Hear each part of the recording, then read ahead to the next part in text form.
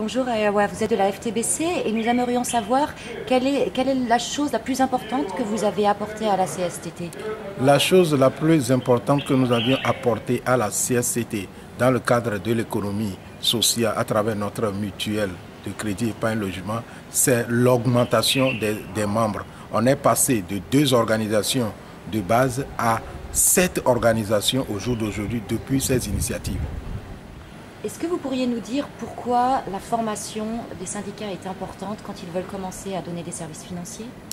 La formation des syndicats est très importante pour pouvoir donner des services financiers parce que le syndicat a un rôle spécifique et son rôle n'est pas dans un premier temps de donner des services de prestation sur le plan financier. Donc il faudrait former les membres et que ces services financiers sont un exercice pour les membres. Il va falloir mieux comprendre, renforcer la capacité des gens. Donc la formation est très importante. C'est grâce à cette formation que nous avons pu initier ces projets d'économie sociale au sein de notre organisation.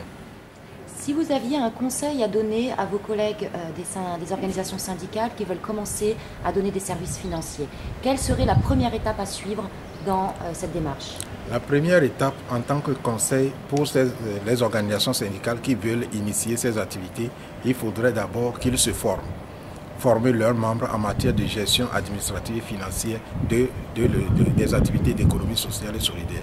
Deuxième étape, il faudrait créer une structure à travers des tests juridiques propres pour pouvoir rendre ces services. Troisième élément, il faudrait une gestion libre et transparente des activités. Quatrième élément, il faudrait mobiliser des ressources pour pouvoir apporter ces services aux membres sur le plan financier. Mobiliser les ressources financières. Merci. Merci beaucoup.